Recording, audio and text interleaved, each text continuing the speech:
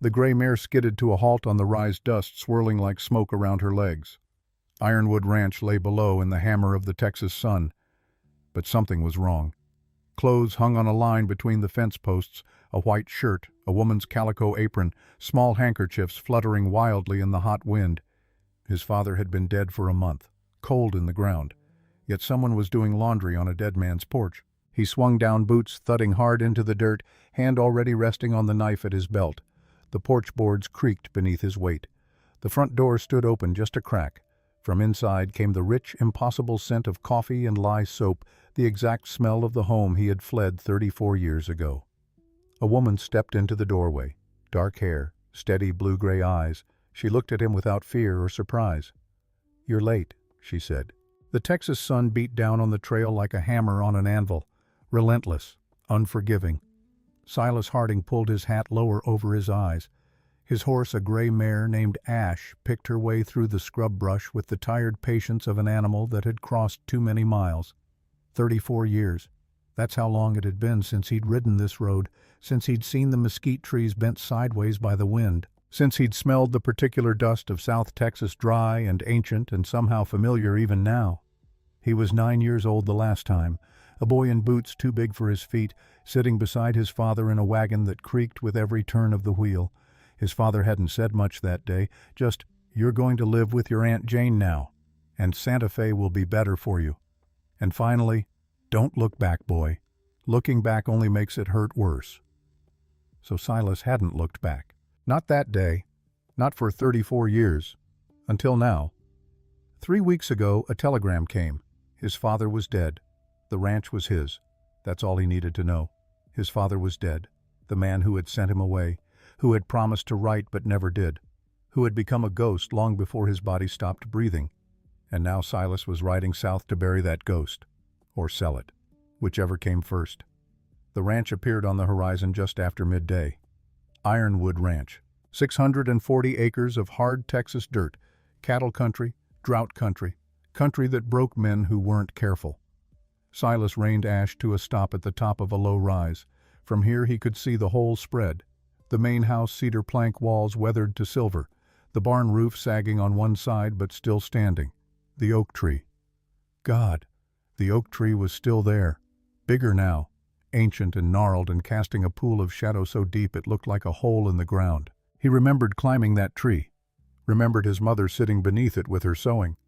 Remembered his father standing under it the morning they left. Not moving. Not waving. Just watching. Until the wagon disappeared around the bend.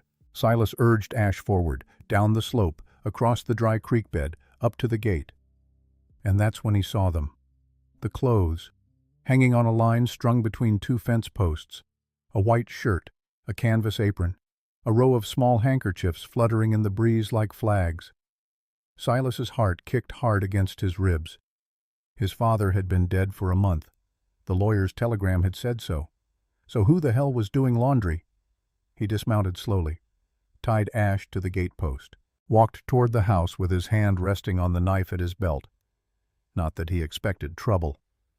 But 34 years in the mountains had taught him to expect the unexpected.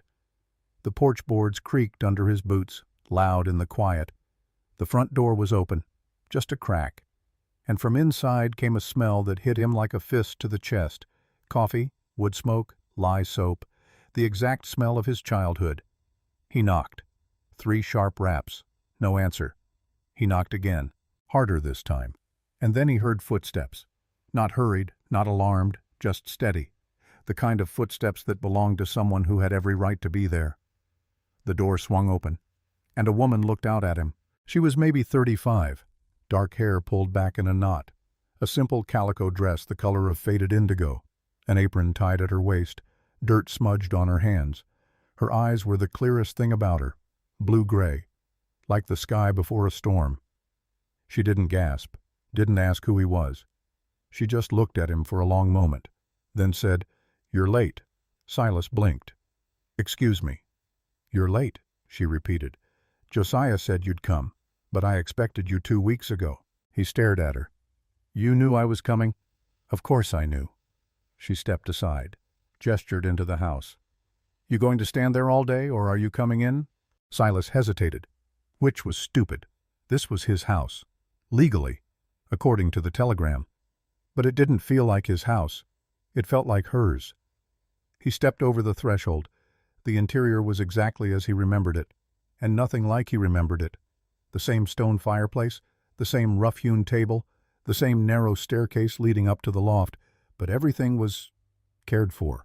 The floors were swept, the windows were clean, there were wildflowers in a jar on the table, a quilt folded over the back of a chair. This wasn't the house of a dead man. This was the house of someone who was very much alive. The woman walked past him into the kitchen, started pouring coffee from a pot on the stove. Silas followed, slowly, like a man walking into a dream he wasn't sure he wanted to wake from. "Who are you?" he asked. She handed him a tin cup. "Evangeline Brennan. Most people call me Eva." "And what are you doing in my father's house?" "I live here." Silas felt a flicker of anger. "Since when?" "Since 2 years ago." She poured herself a cup, took a sip. "Josiah took me in, gave me work, gave me a place to stay." "Why?" Eva looked at him over the rim of her cup. "Because I needed it." There was a long silence. Silas drank his coffee. It was strong, bitter, exactly the way his father used to make it. He hated that he noticed. "You a relative?" he asked. "No." "A friend." Eva's mouth twitched, almost a smile, but not quite. "You could say that." Silas set his cup down harder than he meant to. "Look, I don't know what arrangement you had with my father, but he's dead now, and this place is mine, legally, according to the will." "I know." So you're here to sell it?" It wasn't a question. Silas frowned. "How did you—" "Josiah told me." Eva refilled her cup, calm as anything. "He said when you came back you'd want to sell, that you'd stayed away so long you wouldn't see any reason to stay now." "He was right." "Was he?" "Yes." Eva looked at him, really looked at him, and Silas had the uncomfortable feeling that she was seeing more than he wanted her to. "You look like him," she said quietly. "I don't." "You do. Same jaw. Same way of standing like you're ready to bolt any second." Silas's hand tightened on his cup. "I'm not bolting. I'm just running away. I'm not running away. I'm going back to my life, in Colorado, where I've been for 34 years. Alone." The word hung in the air.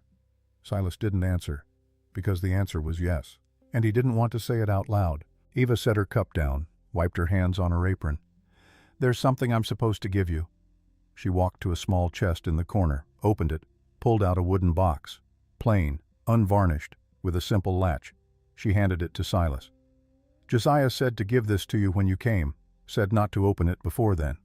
Silas took the box. It was heavier than it looked. "What's in it?"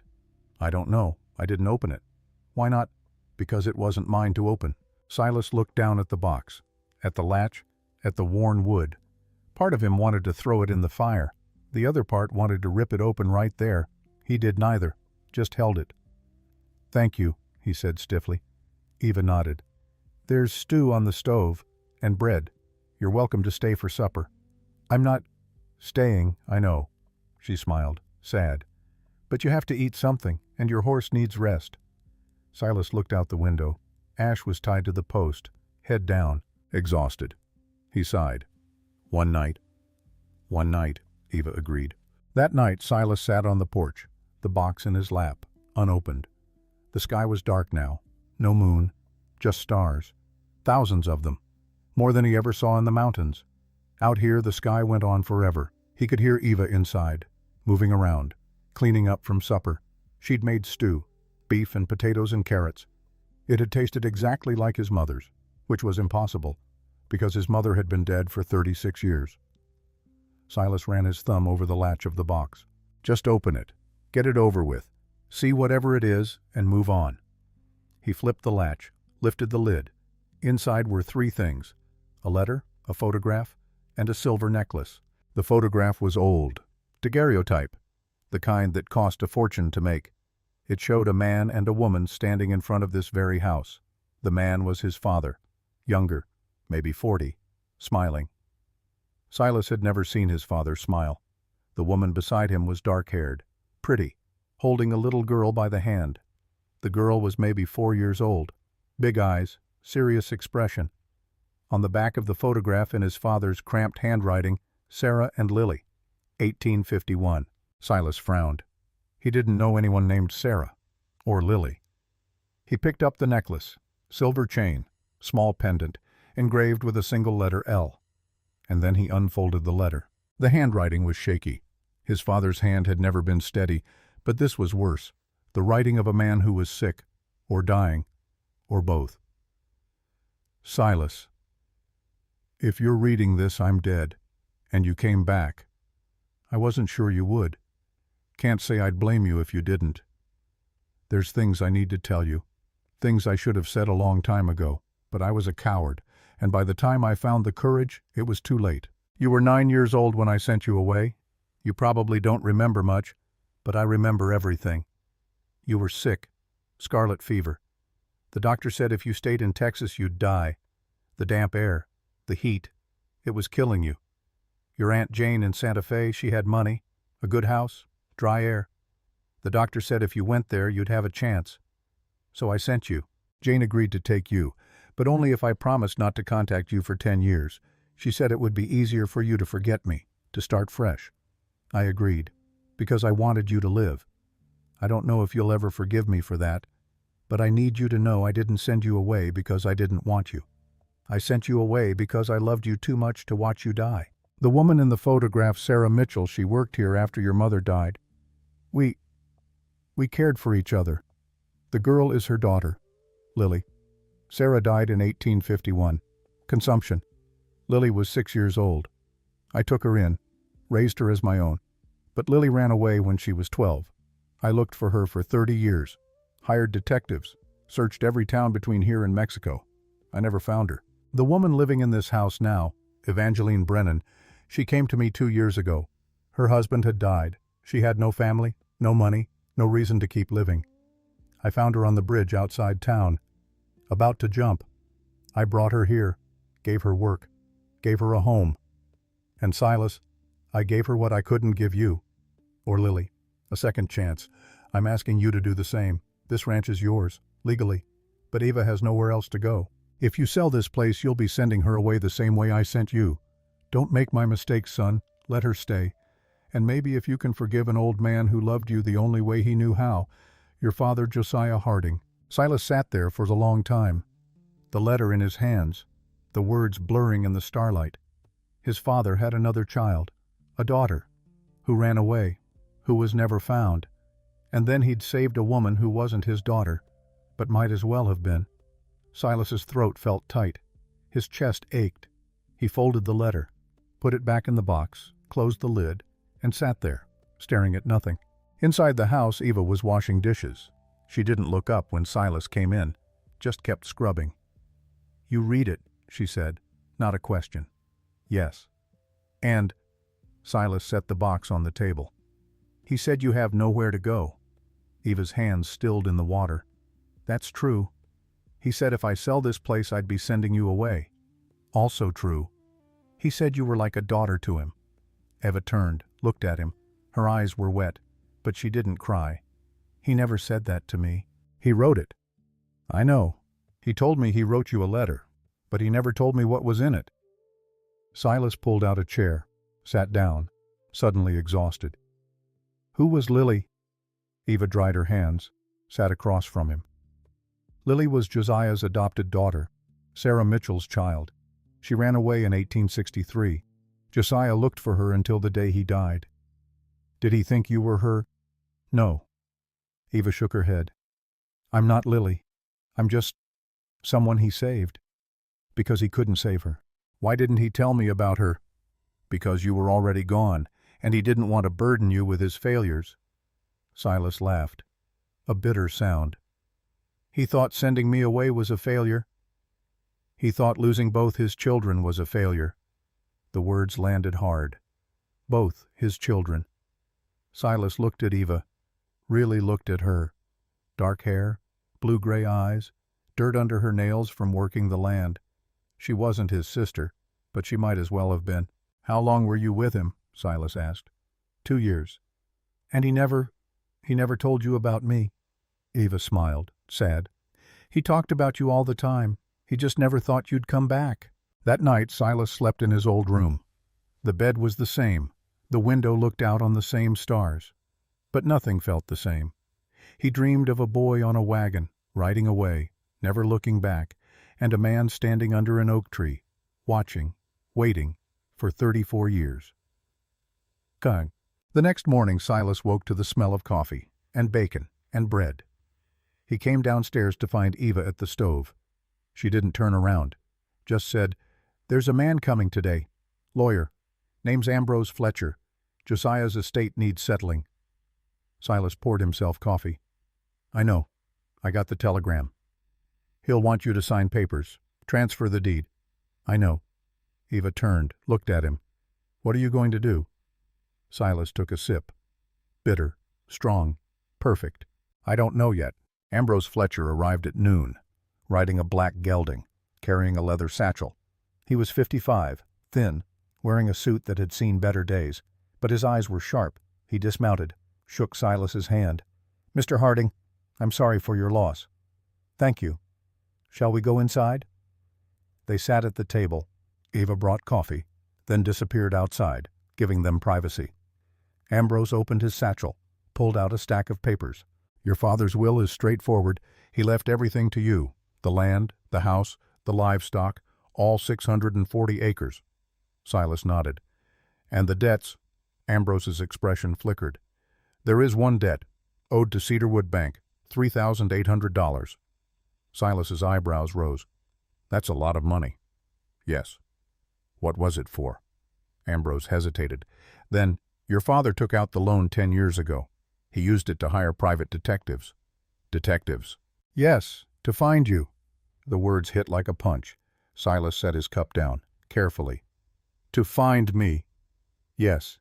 You'd been gone for over 20 years at that point.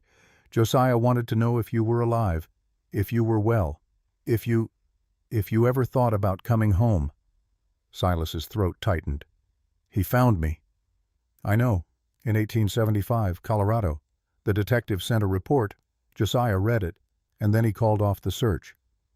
"Why?" "Because the report said you were doing well, that you'd built a life, and Josiah didn't want to disrupt it." Silas stared at the papers. His father had spent $3,800 just to know if his son was alive, and then didn't even contact him, because he didn't want to be a burden. Silas wanted to scream, or cry, or both. Instead, he just said, "When is the debt due?" 90 days from today. If it's not paid, the bank will foreclose. "And if I sell the ranch?" "You'd have enough to pay the debt and walk away with a profit. The land is worth about $8,000, maybe more." Silas nodded slowly. "And Eva," Ambrose's expression softened. "Your father left a codicil. Eva has the right to live here for as long as she wants, whether you sell or not. So she can't be forced out." "No. But if I sell, she'd be living on someone else's land." "Yes." Silas leaned back, rubbed his face. "How long do I have to decide?" "Technically, you can sign the deed over today, or you can wait, but the debt clock is ticking. 90 days. "All right." Ambrose pushed the papers across the table. "I'll need your signature here, to acknowledge receipt of the will. The rest selling, keeping, paying the debt that's up to you." Silas signed. Ambrose gathered the papers, stood. "Your father was a good man, Mr. Harding. He made mistakes, but he loved you." Silas didn't answer. Couldn't. Ambrose tipped his hat and left. Silas sat at the table for a long time. The house was quiet. Eva was outside, working in the garden. He could see her through the window, moving with the easy rhythm of someone who'd done this 1,000 times. She looked at home, which made sense, because this was her home, had been for 2 years, longer than Silas had ever lived here. He stood, walked outside. Eva looked up. "How did it go?" "Fine. I signed the papers." "Are you leaving?" Silas looked at her.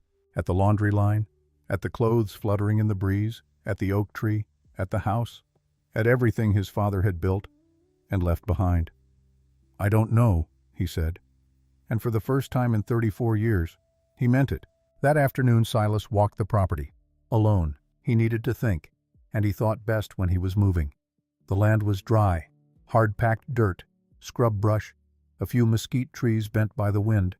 Not beautiful, not in the way the mountains were beautiful, but there was something about it, something stubborn. The fence line was in decent shape. Someone had been maintaining it. Ava, probably. Or maybe his father before he died. There were cattle in the south pasture, maybe 20 head. Thin, but alive. Silas counted them out of habit. The barn was in worse shape than the house. Roof sagging, one wall leaning, but fixable, if someone cared enough to fix it. He walked all the way to the back of the property, where the land sloped up into a low ridge. From here he could see the whole ranch, the house, the barn, the oak tree, the laundry line. Eva was still there. A small figure in a dark dress. Working. Always working. Silas sat down on a flat rock, pulled out his tobacco pouch, rolled a cigarette, lit it, and just sat. He'd been gone 34 years. 34 years of mountains and snow and silence, of trapping beaver and hunting elk, of winters so cold his breath froze in his beard, of summers so short he barely noticed them. He'd built a life, a good life, hadn't he? He had a cabin, supplies, a horse, a rifle, everything a man needed. Except, he couldn't finish the thought, because the answer was too big, too honest, too terrifying, except he was alone. And he'd been alone for so long he'd forgotten what it felt like to be anything else. Until now. Until he'd walked into that house, and smelled coffee, and seen laundry on the line, and met a woman who looked at him like she knew exactly what he was thinking, even when he didn't. When Silas came back to the house, the sun was low. Eva was inside, cooking. The smell of onions and meat filled the air. "You hungry?" she asked without turning around. "Yes." "Good. Supper's almost ready." Silas washed his hands at the pump, sat at the table, watched her work. She moved with the kind of efficiency that came from practice. Chopping, stirring, tasting, adding salt. She didn't ask him what he'd been doing, didn't ask if he'd made a decision, just cooked. And somehow that made it easier. After a few minutes she set a plate in front of him. Beef stew, thick and dark, with chunks of potato and carrot. She sat across from him with her own plate. They ate in silence. It wasn't uncomfortable, just quiet. Finally Eva said, "You walked the whole property. How did you know? You've got dust on your boots, and you smell like mesquite." Silas almost smiled. "I wanted to see it." "What did you think?" "It's smaller than I remember." "Things always are." He looked at her. "You sound like my father." Eva's expression softened. He used to say that, about the past. Said it was always bigger in memory than it was in life. He was right. He usually was. Silas set his fork down. "Tell me about him. The last few years." Eva took a sip of water, thought for a moment. Then, "He was lonely. That's the first thing you need to know. He worked hard, kept the place running. But he was lonely." "Did he talk about me? All the time?" "What did he say?" "That you were strong, stubborn, smart, that you'd make something of yourself." Did he regret sending me away?" Eva looked at him, straight in the eye. "Every single day." After supper they sat on the porch. The sky was fading from blue to purple, stars beginning to appear. Eva had brought out 2 tin cups of coffee. They sat in the old rocking chairs, the same ones that had been there when Silas was a boy. "Can I ask you something?" Silas said. "Of course." "Why did you stay after my father died? You could have left, gone anywhere." Eva was quiet for a long time. Then, "Where would I go? Somewhere? Anywhere. To do what I have no money, no family, no skills except farming and cooking." "You could have remarried." Eva laughed. A short, sharp sound. "I was married once. That was enough." Silas glanced at her. "You didn't love him." "I did, very much. But love doesn't pay the bills, or keep you alive when fever takes hold." "I'm sorry." "Don't be. Michael was a good man. He just wasn't strong enough. And neither was I."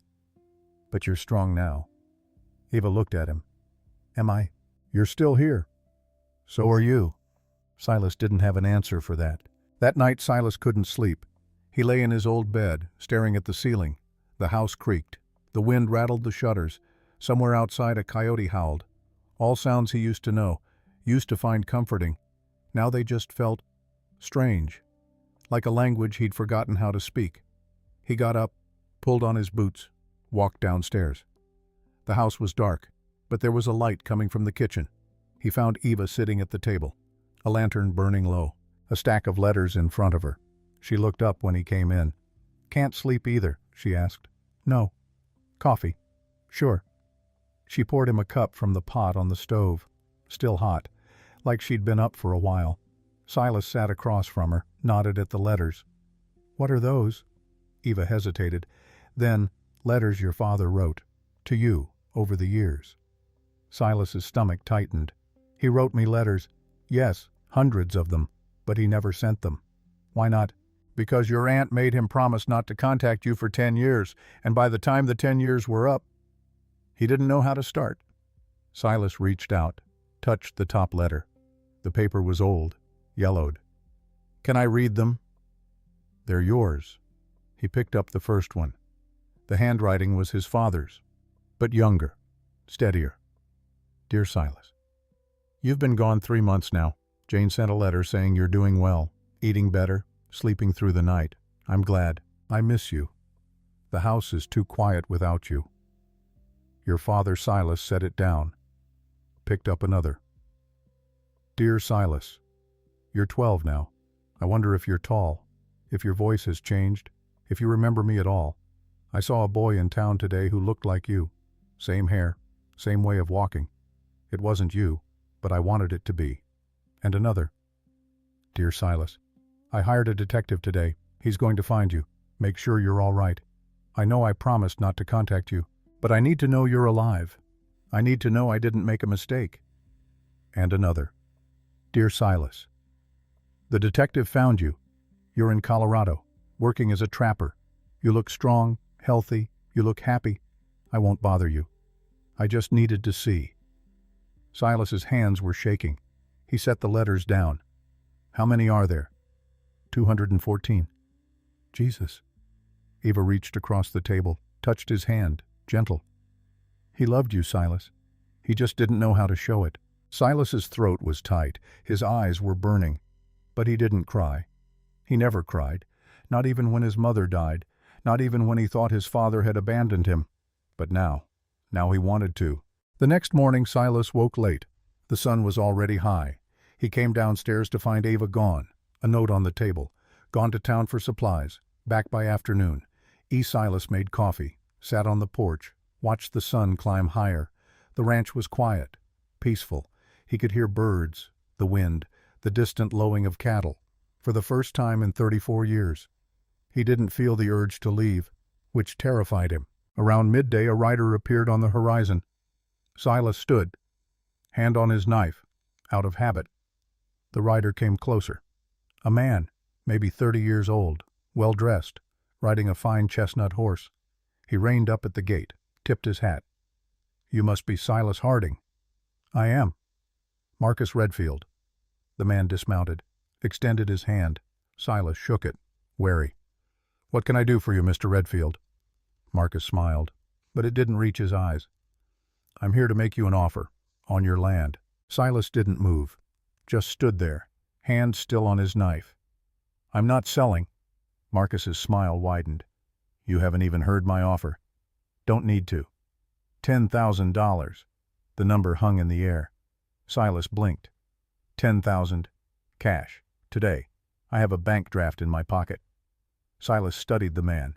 Expensive suit, clean hands, the kind of man who'd never worked a day in his life. "Why?" Silas asked. "Why what?" "Why do you want this land?" Marcus shrugged. "I'm expanding my cattle operation. Your land borders mine. It's a good fit. There's other land." "Not like this." Silas crossed his arms. "What's your real reason?" Marcus's smile faded. "Just a little. My real reason is business, Mr. Harding. Nothing more." "Then why are you offering twice what it's worth?" "Who says it's not worth 10,000? The lawyer who read me the will yesterday." Marcus's jaw tightened. "Fine. You want the truth?" This land belonged to my family, 20 years ago. Your father took it from us." Silas frowned. "How?" "He testified against my father in court, said he'd seen him do things, bad things. My father was hanged, and this land was sold. Your father bought it." "What kind of bad things?" Marcus's eyes went cold. "Murder, theft, fraud, all lies." "Were they?" "Of course they were." Silas didn't believe him, but he didn't say so. "Even if that's true, even if my father took this land unfairly, it's mine now, legally, and I'm not selling." Marcus stepped closer. "You're making a mistake. Maybe. But it's my mistake to make. You don't even want this place. You've been gone 34 years. What are you going to do? Play rancher?" "I don't know." "Then take the money, go back to Colorado, live your life." "No." Marcus's face flushed. "You're a fool." "Probably. You'll regret this." "Maybe." Marcus stared at him for a long moment. Then he turned, mounted his horse. 90 days, Harding. That's when your father's debt comes due. If you can't pay the bank, we'll take this place, and I'll buy it from them, for a lot less than 10,000. He spurred his horse and rode off. Silas watched him go, then looked down at his hands. They were shaking, not from fear, from rage. When Eva came back that afternoon, Silas was splitting wood. Hard, fast, like he was trying to kill something. She set down her basket of supplies, watched him for a moment. "What happened?" "Nothing." "Liar." Silas buried the axe in the stump, turned to face her. Marcus Redfield came by. Eva's face went pale. "What did he want?" "To buy the ranch. Offered $10,000. "What did you say?" "I said no." Eva stared at him. "Why?" "Because he's lying about why he wants it." "Of course he's lying. The Redfields have been trying to get this land back for 20 years. "Why?" Eva picked up the basket, started walking toward the house. "Come inside, I'll tell you." They sat at the table. Eva made tea, which surprised Silas. He didn't know she had tea. "Marcus's father was Jonathan Redfield," Eva began. "He was a rancher, a big one, owned half the county, but he was also a thief and a killer. My father testified against him. Yes, in 1865. There'd been a string of murders. Families killed in their homes, land stolen, cattle rustled. The law couldn't prove who did it, until Josiah saw something." "What?" "Jonathan Redfield burying bodies on land that didn't belong to him." Silas's stomach turned. "Jesus." "Josiah went to the sheriff, testified in court. Jonathan was hanged, and his land was seized. Josiah bought this parcel at auction, fair and square. And Marcus wants it back. Yes, he's been trying to buy it for years, but Josiah always refused." "Why?" "Because he knew what Marcus would do with it." "What?" Eva looked at him. "Destroy it, plow it under, build something big and ugly and profitable. Josiah didn't want that." Silas leaned back. "And now it's mine." "Yes." "And I have 90 days to figure out what to do with it." "Yes." Silas rubbed his face. "I don't know if I can do this, Eva." "Do what?" "Stay here, run a ranch, be the man my father wanted me to be." Eva reached across the table, took his hand. "You don't have to be your father, Silas. You just have to be you." "What if that's not enough?" "It will be." That night Silas sat on the porch again, the box from his father beside him. He'd read the letter a dozen times now, memorized every word, but he kept reading it, because it was the only conversation he'd ever have with his father, and he didn't want it to end. Eva came out, sat in the other chair. "You're thinking too hard." "Probably." "What are you going to do?" Silas looked at her. "I don't know, but I'm not leaving. Not yet." Eva smiled. "Good." "Why good?" "Because the chickens need feeding, and I'm tired of doing it alone." Silas laughed. A real laugh. The first one in weeks, maybe months. "All right, I'll feed the damn chickens." "Thank you." They sat in silence for a while. Then Eva said, "He would be proud of you." "Who?" "Josiah." Silas's throat tightened. "I doubt that." "I don't." "Why?" "Because you came back. That's all he ever wanted." Silas looked out at the land, at the darkness, at the stars, at the oak tree standing watch. Eva stood, touched his shoulder, gentle. "Good night, Silas." "Good night." She went inside, and Silas sat there, alone, but not lonely. For the first time in 34 years, the first week passed like water through a sieve. Quick, unremarkable, necessary. Silas worked, because that's what he knew how to do. He fixed the fence on the north pasture, replaced 3 rotted posts, restrung the wire. His hands remembered the work even though his mind had forgotten. Muscle memory. Which was strange, because he'd spent 34 years in mountains that didn't have fences, only trees, and snow, and silence. But here there was wind, and dust. And Eva, always Eva, working alongside him, quiet, efficient, never asking if he needed help, just helping. On the 3rd day she handed him a canteen of water without a word. He drank, handed it back. "Thank you." She nodded, went back to pulling weeds in the garden. He watched her for a moment, the way she moved, deliberate, careful, like someone who'd learned not to waste energy. "Why do you do that?" he asked. She looked up. "Do what?" "Work so hard. This isn't your land."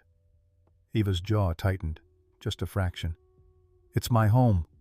"Not legally." "Legally doesn't matter when you're pulling carrots, Silas." He almost smiled. Almost. "Fair enough." She went back to weeding, and he went back to the fence. But something had shifted, some small wall between them. Cracked. Not broken, but cracked. That evening they sat on the porch again. It was becoming a ritual.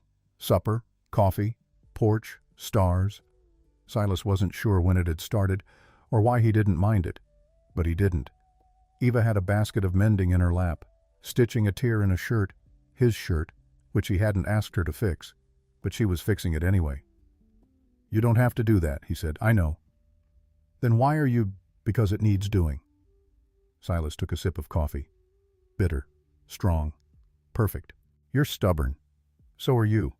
Runs in the family." Eva looked up, sharp. "We're not family, Silas." "No, but you were his. Which makes you— something." "Something." She repeated the word like she was tasting it, testing it. "Yes. Something." She went back to sewing, and Silas watched the stars, and tried not to think about how comfortable this felt, how easy, how dangerous. On the 5th day they went into town. Cedarwood. Population maybe 300. 1 main street, a general store, a saloon, a church, a blacksmith, and Ambrose Fletcher's law office wedged between the post office and a boarding house. Eva needed supplies. Flour, salt, sugar, thread. Silas needed ammunition, and whiskey. Not because he drank much, but because the nights were long, and the letters from his father were longer. They rode in the wagon, Silas driving, Eva sitting beside him, not talking, just sitting. The town appeared on the horizon, small, dusty, exactly like Silas remembered it, except smaller. Everything was smaller. They pulled up outside the general store. Silas helped Eva down.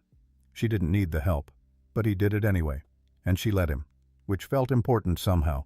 Inside the store smelled like coffee and leather and sawdust. The proprietor was a woman, maybe 60. Gray hair pulled back in a severe bun. She looked up when they entered. Her eyes went straight to Silas, narrowed. "Josiah's boy." Not a question. "Yes, ma'am." "You look like him." "So I've been told." The woman studied him for a long moment, then nodded. "He was a good man. I'm sorry for your loss." "Thank you." She turned to Eva. Her expression softened. "Eva, darling, how are you holding up?" "Well enough, Mrs. Carson." "You need anything?" "Anything at all." "Just the usual supplies." Mrs. Carson nodded, started pulling items off the shelves. Silas wandered to the back of the store, found the ammunition, picked up a box of .44 cartridges, and then he heard voices, low, angry, coming from outside. He set the box down, walked to the window, and saw Marcus Redfield, standing in the street, talking to 2 men, rough-looking men, the kind who got paid to break things, or people. Silas's hand went to his knife. Instinct. Marcus gestured toward the general store. One of the men laughed. Then they split up.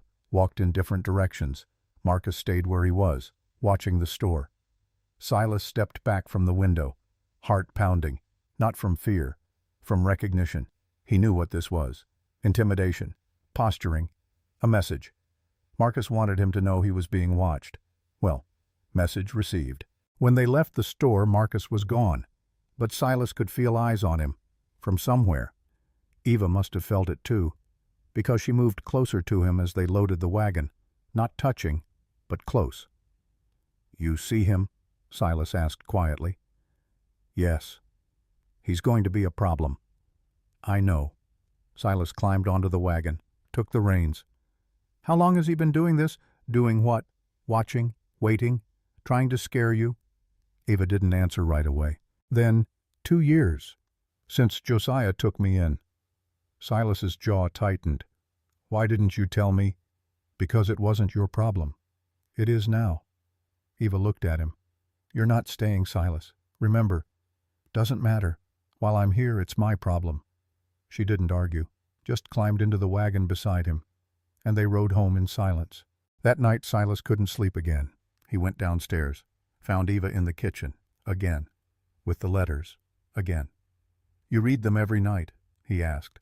She looked up. "Not all of them, just some." "Why?" "Because they remind me he was real, that he cared, that I wasn't just charity." Silas sat down, poured himself coffee from the pot she always kept warm. "Can I read one?" Eva hesitated, then pushed the stack toward him. "Pick any." He chose one at random, unfolded it. The handwriting was shakier than the earlier letters, dated 6 months before his father died. "Dear Silas, I'm dying. The doctor says I have maybe a year, maybe less. I'm not afraid. I've lived a long life, made mistakes. But I've also done some good. I saved Eva. I wish I could have saved you, not from death, from loneliness. I see it in myself, the way I lived after you left, after your mother died, after Lily ran away. I built walls, kept people out. Told myself it was easier that way. It wasn't. It was just lonely. I hope you're not lonely, son. I hope you found someone, something, anything that makes you feel less alone. If you haven't, if you're reading this and you're as alone as I was, then do me a favor. Let someone in. Just one person. It doesn't have to be forever, but it has to be real." Your father Silas set the letter down. His hands were shaking. Eva was watching him. "He knew," Silas said quietly. "Knew what?" "That I was alone. That I'd be alone." "Are you?" Silas looked at her, really looked at her, and realized. He didn't want to lie. "Yes." Eva reached across the table, took his hand. Her skin was rough, calloused, warm. "You're not alone now." The next morning Silas started reading all the letters, not just one, all of them, 214. He read them in order, chronologically, starting from the first one his father wrote 3 months after he left, and ending with the last one, written a week before he died. It took 3 days, 3 days of sitting under the oak tree, or on the porch, or in his room at night, reading, learning, understanding.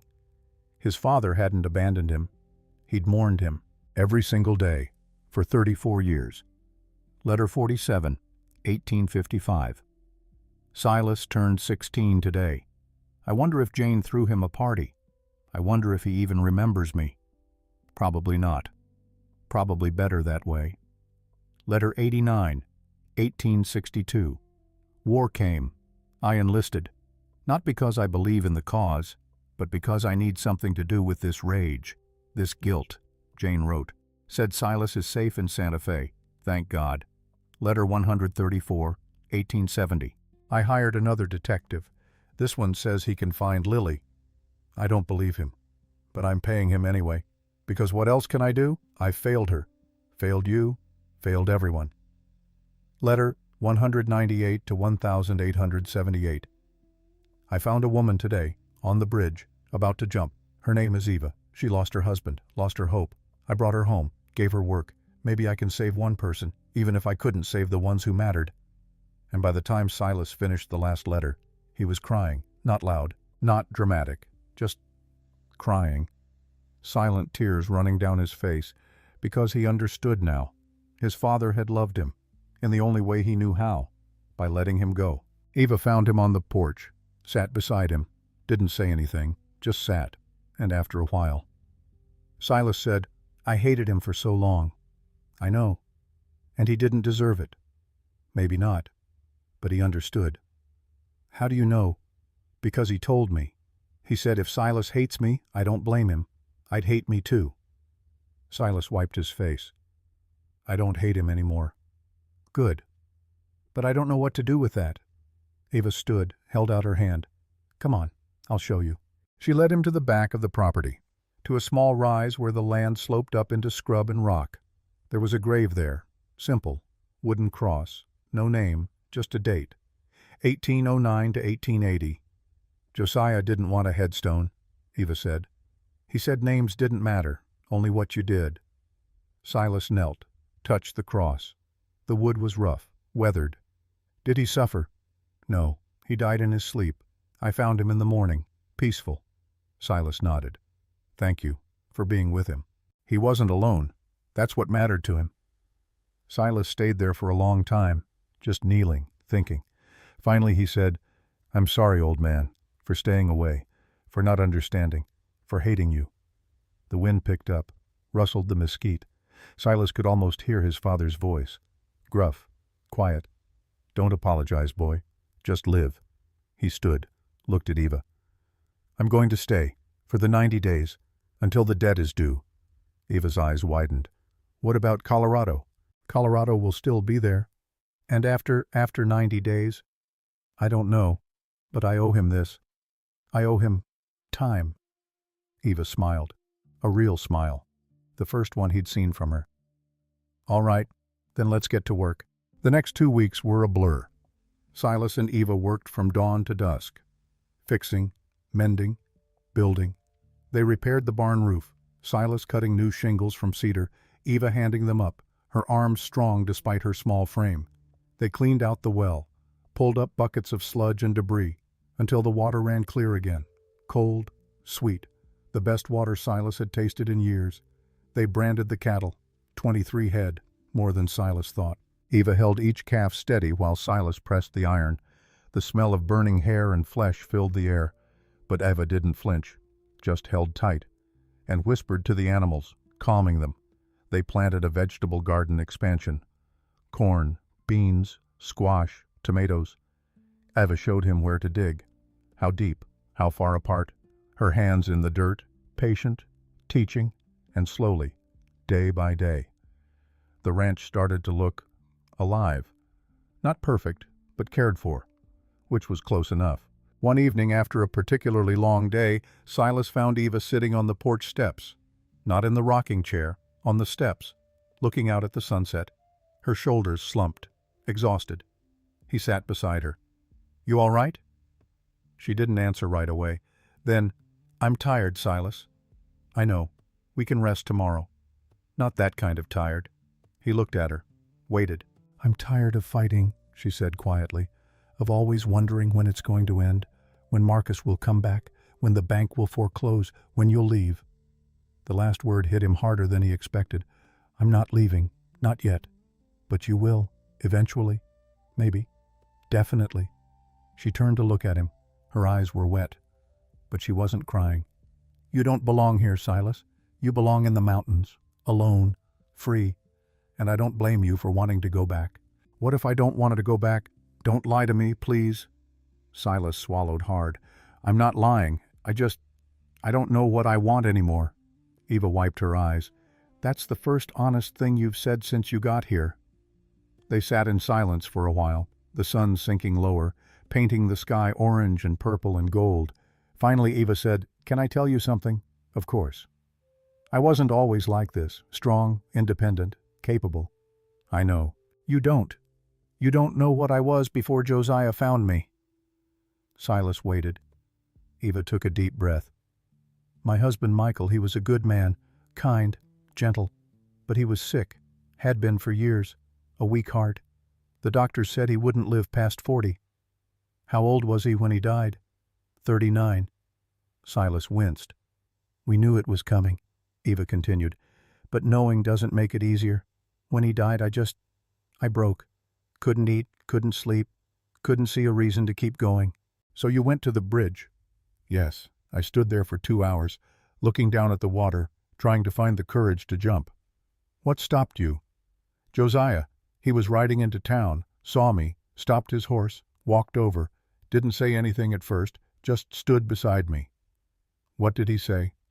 Eva smiled, sad. He said, "You planning to jump, or you just enjoying the view?" Silas almost laughed. That sounded exactly like his father. I told him I was going to jump, and he said, "All right, but can I ask you something first?" What did he ask? He asked if I had any regrets, anything I wished I'd done but hadn't. And I said yes. I'd always wanted a garden, a real one, with flowers and vegetables and herbs, but Michael and I never had land, just a room above the blacksmith shop. What did my father say? He said, "Well then, you can't jump yet. You've got a garden to plant." And he took my hand, led me off the bridge, brought me here, and showed me the land behind the house. Said, "Plant your garden. If you still want to jump after, I won't stop you." Silas's throat was tight. And you stayed. I stayed, planted the garden, waited for the seeds to sprout, and by the time they did, I didn't want to jump anymore. Eva looked at him. Your father saved my life, Silas. Not by telling me not to die, but by giving me a reason to live. Silas's eyes burned. He reached over, took her hand, and held it. And they sat there, watching the sun disappear. One evening a rider came. Old man, maybe 75, white beard down to his chest, battered hat with a hole in the brim.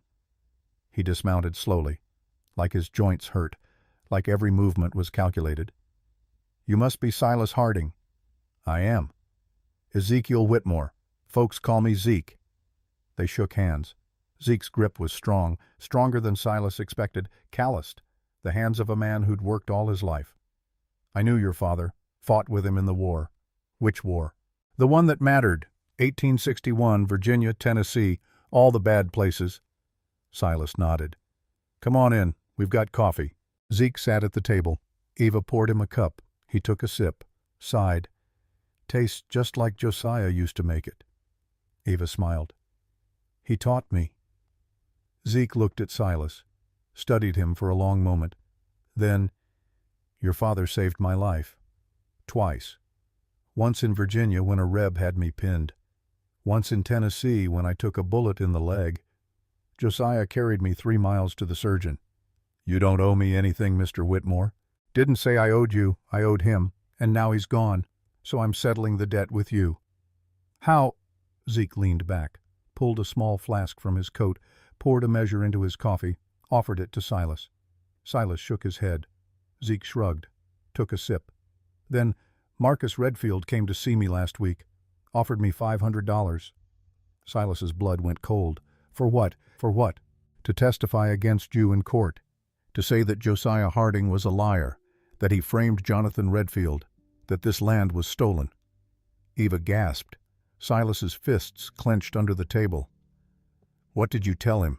Zeke smiled, grim. "I told him to go to hell, and I told him if he came back I'd shoot him." "Did he believe you?" "Don't know, don't care. But I thought you should know, because I'm not the only one he's asking." "Who else?" "Carl Drucker, Tom Finley, maybe 3 or 4 others. Men who need money, who don't remember the truth as clearly as I do." Silas stood, paced. "Can he do that? Can he reopen the case?" Zeke nodded. "If he has enough testimony, if he can convince a judge that the original trial was corrupt. Yes, he can reopen it." "And then what?" "Then the land goes back to the Redfield estate, and you're out." Silas slammed his hand on the table. Coffee cups jumped. "This is insane. My father told the truth. He saw Jonathan Redfield murder people, bury them. The man was a killer." "I know. I was there. I saw it too." "Then why isn't that enough?" Zeke stood, slowly. "Because the law doesn't care about truth, son. It cares about proof. And if Marcus can create reasonable doubt, he wins." "How long do I have?" "Hard to say. Maybe a month. Maybe 2. But he's moving fast. Got a lawyer from San Antonio. Expensive one." Silas looked at Eva. She was pale, terrified. He turned back to Zeke. "Will you testify if it goes to court?" "Damn right I will, and I'll bring every man who served with Josiah. We'll tell the truth, whether the judge believes us or not. That's up to him." "Thank you." Zeke put his hat back on, walked to the door, stopped, turned. "Your father was a good man, Silas, one of the best I ever knew. Don't let Marcus Redfield rewrite that." And then he was gone. That night Silas and Eva sat in silence, the weight of Zeke's words pressing down on them. Finally Eva said, "What are we going to do?" "I don't know. We can't fight him. We don't have money for a lawyer." "I know. And even if we did—" "I know, Eva. I know." She stood, walked to the window, looked out at the darkness. "Maybe you should just sell. Take Marcus's offer. Walk away." "No." "Why not?" "Because this is your home." "It's your home too." "Is it?" The question hung in the air. Silas didn't answer, because he didn't know. 3 days later Silas was in the barn, mucking out stalls, hard work, mindless work, the kind that let him think, or not think, depending on what he needed. Today he needed not to think, because thinking led to worrying, and worrying led to the realization that he was about to lose this place, and he wasn't ready to lose it, which was terrifying, because when had he started caring? He heard footsteps behind him, turned.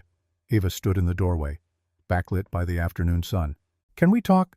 she asked. "Of course." She came in, sat on a barrel. Silas leaned on his pitchfork, waited. "I need to tell you something," she said.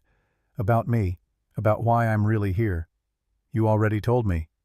"I told you part of it, not all of it." Silas set the pitchfork down, sat on a bale of hay. "I'm listening." Eva took a deep breath.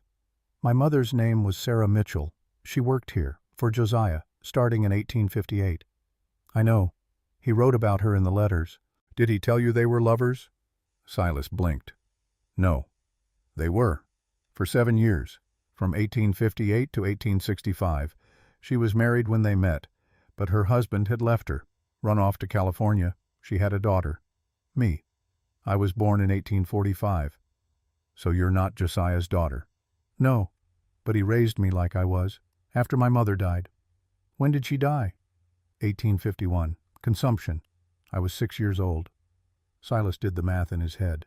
"I was 14. I would have been in Santa Fe by then." "Yes. Josiah took me in, quietly. Didn't tell anyone in town. He was afraid they'd judge him. Say he'd replaced your mother too quickly." "Had he?" Eva smiled, sad. "I don't think so. He loved your mother, deeply, but she'd been dead for 7 years. And he was lonely." "What happened to Sarah?" "She got sick, coughed blood, lost weight. The doctor said there was nothing he could do. She died in this house, in the bedroom upstairs. Josiah held her hand until the end." Silas's throat was tight. "And then he kept you." "Yes, he could have sent me to an orphanage, but he didn't. He kept me, raised me, taught me to read, to work, to survive." "Did you know about Lily?" Eva looked up, sharp. "How do you know about Lily?" "The letter, the photograph, the necklace." Eva reached into her dress, pulled out the silver chain, the pendant with the letter L. Lily was Josiah's daughter, his and Sarah's. She was born in 1851, the same year Sarah died. "She died in childbirth." "Yes. Josiah tried to save them both, but he could only save one." "Lily?" "Yes." "What happened to her?" Eva's face crumpled. "She ran away. When she was 12. In 1863. There was a man. He came to the ranch. Said he was Sarah's husband. The one who'd left years before. He said he had a legal right to Lily, that she was his daughter." "Was she?" "No. She was Josiah's, but the man had papers, forged papers, and Lily, she was young, confused. She wanted to know her real father, so she went with him. And Josiah tried to stop her, but she ran. The man took her, and Josiah never saw her again." Silas felt sick. He looked for her. For 30 years, spent every dollar he had, hired detectives, searched every town, but she was gone. "Do you think she's still alive?" Eva's eyes filled with tears. "I don't know. Josiah thought maybe she's out there, living under a different name. not knowing who she really is. Silas stood, walked to Eva, knelt in front of her. "Why are you telling me this now?" "Because you need to know. You need to know why this land matters. Why Josiah fought so hard to keep it. It wasn't about the land, it was about Lily. He thought if he kept this place, kept it the same, maybe one day she'd come home. And now he's gone." "Yes, and now it's just me, keeping the light on, just in case." Silas reached up, touched the necklace around her neck. "Why did he give this to you?" "Because he said I was the daughter who stayed, and I deserved to have something of hers." Silas's vision blurred. He stood, pulled Eva to her feet, and hugged her, tight, for the first time since he'd arrived, and she hugged him back. And they stood there, in the barn, holding each other, and neither felt alone. That night Silas couldn't sleep. Again. He lay in bed staring at the ceiling, thinking about Lily, a girl who ran away at 12, who never came home, who might be dead, or alive, or lost somewhere in between. He thought about his father, searching for her for 30 years, never giving up, even when it was hopeless. He thought about Eva, keeping the light on, waiting, just in case. And he thought about himself, running away to the mountains at 18, never looking back, never wondering if his father was searching for him too, which of course he had been. $3,800 worth of searching. Silas got up, pulled on his pants, went downstairs. The house was dark, but there was a light in the kitchen. Of course there was. Eva was always there, reading, thinking, waiting. He walked in. She looked up. "Can't sleep." "No." "Me neither." She poured him coffee. He sat, took a sip, and then he asked this question he'd been avoiding. "Do you think she's alive, Lily?" Eva was quiet for a long time. Then, "I want to believe she is." "But you don't." "I don't know. 38 years is a long time. A lot can happen." "Did my father ever get close to finding her?" "Once, in 1875. A detective said he'd found a woman in New Mexico, about the right age, dark hair, no memory of her childhood." Silas sat up straight. "What happened?" "Josiah rode to New Mexico. Spent 3 weeks looking for her, but by the time he got there she was gone, moved on. No one knew where." "Did he ever find out if it was really her?" "No." Silas set his cup down. "Why didn't he tell me any of this in the letters, in anything?" "Because he didn't want to burden you with his failures." "They weren't failures.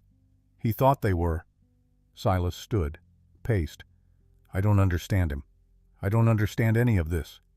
Eva stood too, walked to him, stopped him, put her hands on his chest.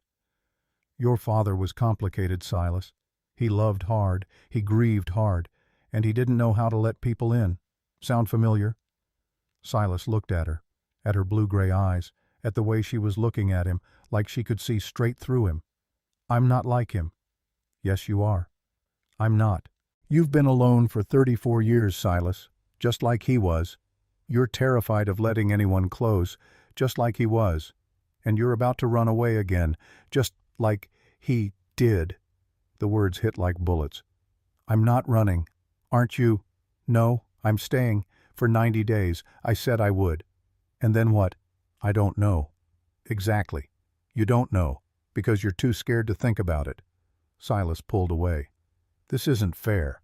Life isn't fair, Silas. Your father learned that. I learned that. And now you're learning it too." She turned, walked toward the stairs, stopped, didn't look back. "When you figure out what you really want, let me know." And she was gone. The next morning Silas went into town, alone. He needed to talk to Ambrose Fletcher, needed to know exactly what they were facing. The law office was empty when he arrived. He knocked, waited. Ambrose opened the door, looking tired, rumpled, like he'd slept in his clothes. "Mr. Harding, come in." They sat. Ambrose poured coffee from a pot that looked like it had been sitting there since yesterday. Silas didn't care. He drank it anyway. "Marcus filed his petition," Ambrose said without preamble. "The hearing is in 6 weeks. Can we win? Maybe, if we have witnesses, if we have evidence, if the judge is honest. That's a lot of ifs." "Yes." "What do we need?" Ambrose pulled out a file, thick, stuffed with papers.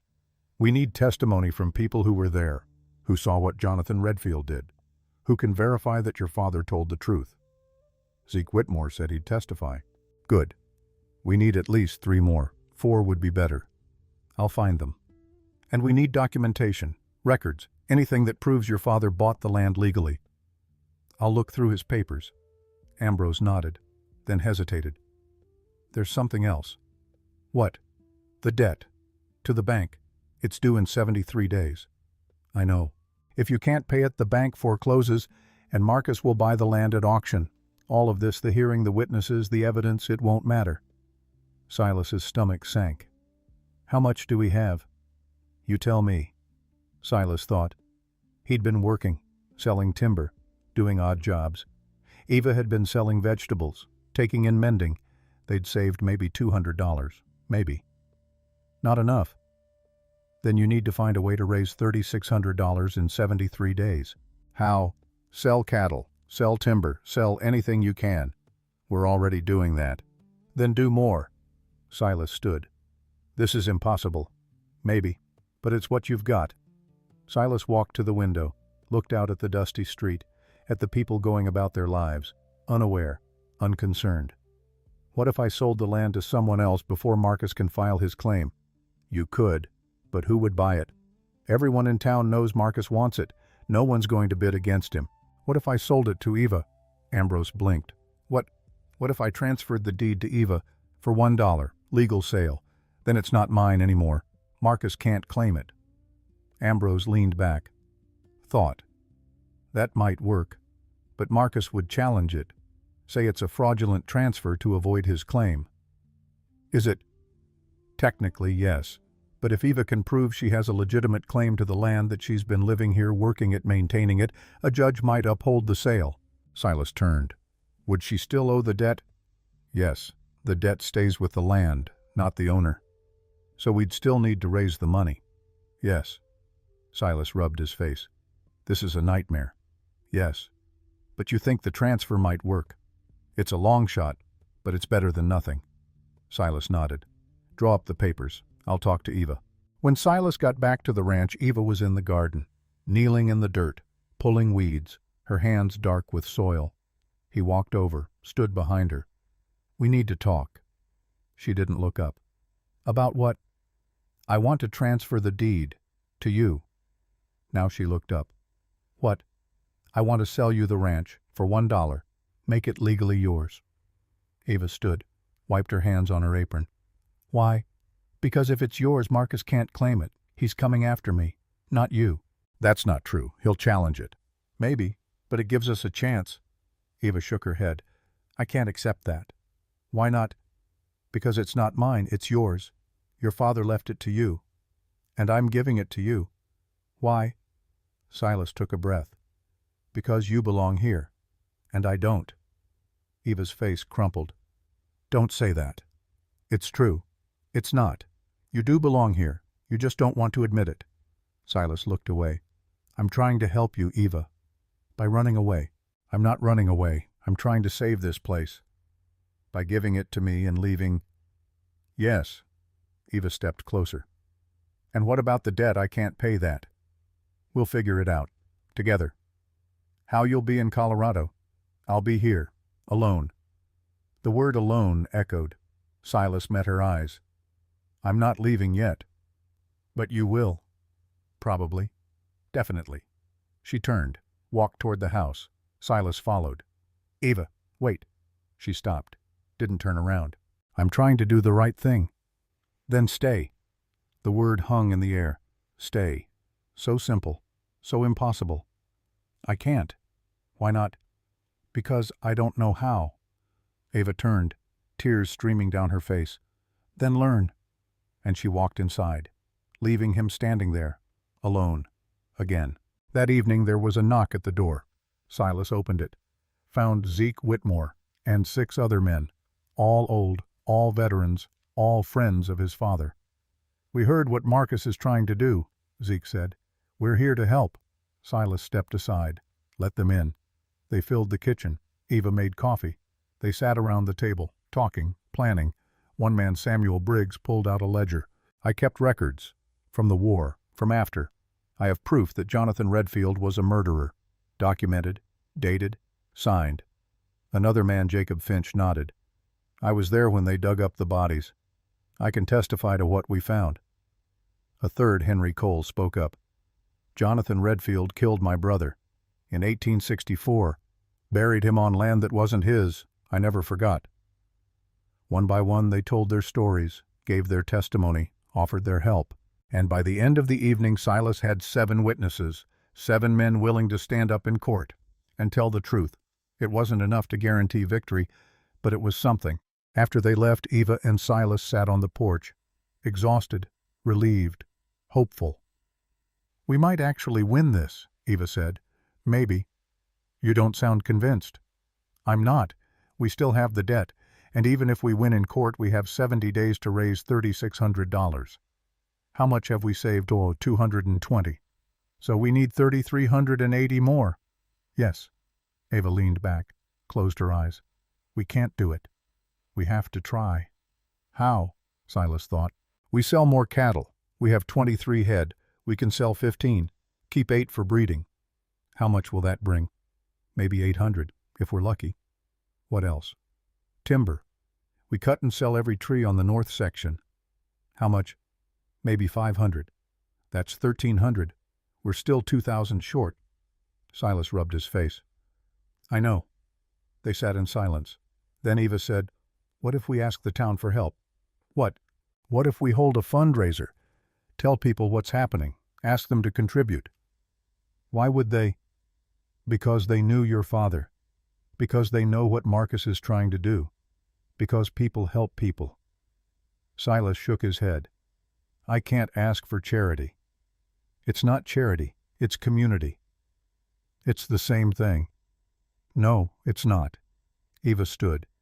Your father helped people his whole life. He lent money, he gave work, he saved lives. Maybe it's time for them to give back. Silas wanted to argue, but he couldn't, because she was right. 2 weeks later the town gathered, at the church, for what Eva called the Ironwood Benefit. Silas hated the name, hated the idea, hated asking for help. But he did it anyway, because Eva asked him to, and he was learning that he'd do just about anything she asked. The church was packed. Farmers, ranchers, shopkeepers, women with children, old men who'd fought in the war. Everyone. Zeke Whitmore stood at the front, called for order. Folks, we're here tonight to help one of our own, Silas Harding, son of Josiah, who many of you knew, who many of you owed. Murmurs of agreement. Silas and Eva are facing a debt, $3,600, due in 67 days. If they can't pay, they lose the ranch, and Marcus Redfield gets it. Angry muttering. No one liked Marcus. We're asking for help, whatever you can give, $1, $5, whatever you can spare, to keep the Harding Ranch in the right hands. Silence. Then, a woman stood, Mrs. Carson, from the general store. Josiah Harding lent me $200 when my husband died, interest-free. I never paid him back. I'd like to pay it forward. She walked to the front, handed Zeke an envelope. Applause. Another man stood. Josiah hired my son when no one else would, gave him work, kept him out of trouble. I'll give $50. More applause. One by one. People stood, gave. Some gave money, some gave goods, cattle, timber, labor.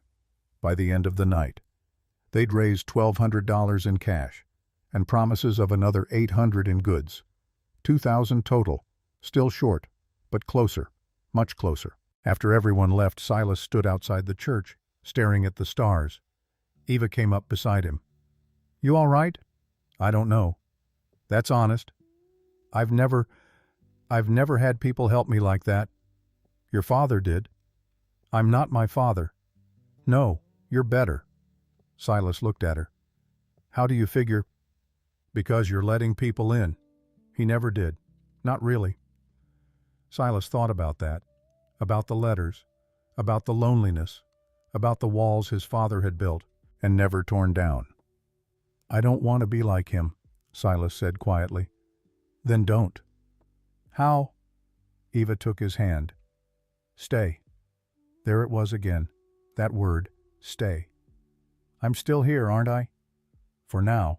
But what about in 67 days when the debt is paid or not paid? What then? Silas didn't answer, because he didn't know. The next 6 weeks were brutal. Silas and Eva worked like demons, cutting timber, hauling logs, selling cattle, taking every job offered.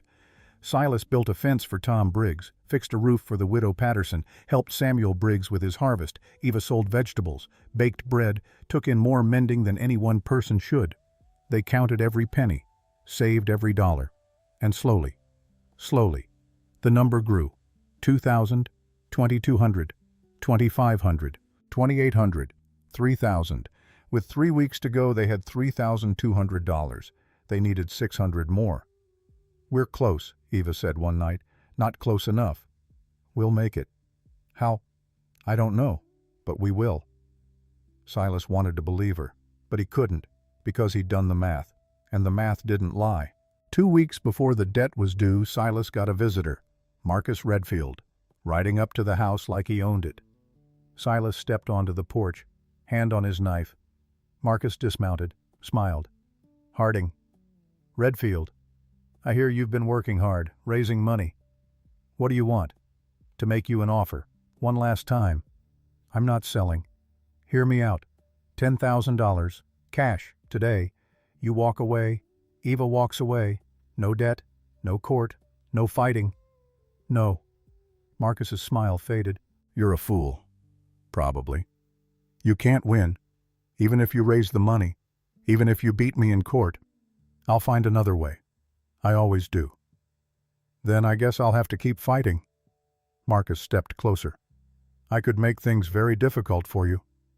You already are. I could make them worse." Silas's hand tightened on his knife. "Is that a threat?" "It's a promise." Silas took a step forward. "Get off my land." Marcus held his gaze for a long moment, then smiled. 67 days, Harding. Good luck." He mounted his horse and rode off. Silas stood there, shaking, not from fear, from rage. Eva came out. What did he want? To scare me. Did it work? Silas looked at her. No, she smiled. Good. 1 week before the debt was due, a stranger came to the ranch. A woman, maybe 50, well-dressed, riding in a hired carriage. She stepped out, looked around, took in the house, the barn, the oak tree. Silas walked over. "Can I help you?" The woman turned, and Silas saw her eyes, blue-gray, familiar. "Are you Silas Harding?" "I am." "My name is Catherine Brennan. I'm Eva's sister-in-law, Michael's sister." Silas blinked. "Eva never mentioned you." "We haven't spoken in 3 years, since Michael died. I blamed her for not saving him. I was wrong." "Why are you here?" Catherine reached into her bag, pulled out an envelope. "I heard what's happening, with the ranch, with the debt. I want to help." She held out the envelope. Silas took it, opened it. Inside was a bank draft for $1,000. Silas's knees nearly buckled. "I can't accept this." "Yes, you can. Michael loved Eva, and I should have been there for her when he died. I wasn't. This is how I make that right." Silas looked at the draft. $1,000, combined with what they'd saved. It was enough. More than enough. He looked up. "Thank you," Catherine smiled. "Tell Eva I'm sorry, and that I'd like to see her. If she'll have me, I'll tell her." Catherine got back in the carriage and left. Silas stood there, holding the envelope, barely believing it. They'd done it. They'd actually done it. That night Silas showed Eva the draft. She stared at it, then at him. "Catherine came here, yes. Why? To apologize, to help, to make things right." Eva's eyes filled with tears. "I thought she hated me." "She thought you hated her." "I don't." "Then tell her." Eva nodded, wiped her eyes, then looked at the draft again. "We have enough." "Yes." "We can pay the debt." "Yes." "We can keep the ranch." "Yes." Eva started laughing, crying, both, and Silas pulled her into his arms and held her, and for the first time since he'd arrived, he let himself believe that maybe, just maybe, he'd found his way home. The morning they paid the debt, the sky was the color of brushed steel, gray, heavy, promising rain that might never come. Silas stood on the porch with the bank draft in his hand. $4,200. More than enough. More than they dared hope for. Eva came out, stood beside him, not touching, but close. Always close now. "You ready?" she asked. "No. Me neither. But we're going anyway." "Yes." They climbed into the wagon. Silas took the reins, and they rode into Cedarwood, together. The bank was a squat brick building on Main Street, between the saloon and the barber. Silas had never been inside, never needed to. Mountain men didn't have bank accounts. They had pelts and rifles, and that was enough. But today he walked through those doors, with Eva beside him, and the manager, a thin man named Walter Gaines, looked up from his desk. "Mr. Harding, Miss Brennan, I've been expecting you." "We're here to settle the debt." Walter nodded, pulled out a ledger, thick, dusty. "Josiah Harding, $3,800, plus interest. Total due $4,012. Silas set the draft on the desk. $4,200. Walter picked it up, examined it, then looked up, surprised. "You raised it?" "Yes. I didn't think you would." "Neither did we." Walter stamped the ledger, signed a receipt, handed it to Silas. "Congratulations, Mr. Harding. The ranch is yours, free and clear." Silas took the receipt, stared at it. Those words, free and clear. He'd never owned anything free and clear. Never wanted to. Until now. They walked out into the gray morning. Eva stopped on the boardwalk, turned to him. "We did it. We did. I can't believe we did it." "Believe it." She laughed. A sound like water over stones, clear, bright. And Silas realized he wanted to hear that sound every day for the rest of his life, which terrified him, because he'd never wanted anything like that before. Ever. They were loading supplies into the wagon when Marcus Redfield appeared, on horseback, flanked by two men, the same rough-looking men from before. Silas's hand went to his knife. Instinct. Marcus dismounted, slowly. His face was carved from stone. "I heard you paid the debt." "You heard right. Congratulations." The word dripped with venom. "Is that all you came to say?" "No, I came to tell you this isn't over." Silas stepped forward. "Yes, it is. You think beating me in court will stop me? I don't know what you think court is, but we haven't gone yet." Marcus smiled. Cold. "The hearing is tomorrow. Did you forget?" Silas's stomach dropped. No, he hadn't forgotten. He'd just been so focused on the debt, on surviving, that he'd pushed it to the back of his mind. "We'll be there. I'm sure you will. But it won't matter. I have witnesses. I have evidence. And I have a very good lawyer." "So do we." Marcus laughed. "Ambrose Fletcher. That drunk." Silas's fists clenched. "Watch your mouth. Or what you'll hit me. Go ahead. Give me a reason to have you arrested." Eva stepped between them. "We're done here, Marcus. Go away." Marcus looked at her. Really looked at her. And for a moment. Just a moment. Something flickered in his eyes. Regret. Or maybe longing. Then it was gone. "You could have had a good life, Eva. With me. I offered. I know what you offered. And you chose him instead." "I chose myself." Marcus's jaw tightened. He mounted his horse. "See you in court, Harding," and rode off. Silas turned to Eva. "What was that about?" "Nothing." "Didn't sound like nothing." Eva climbed into the wagon. "Marcus asked me to marry him 2 years ago, right after Josiah took me in." Silas felt something cold settle in his chest. "What did you say?" "I said no." "Why?" Eva looked at him. "Because I didn't love him. And because he didn't love me. He just wanted the land." "You're sure?" "Yes." Silas climbed up beside her, took the reins. "Good." Eva glanced at him. "Good. Yes, good. Why good?"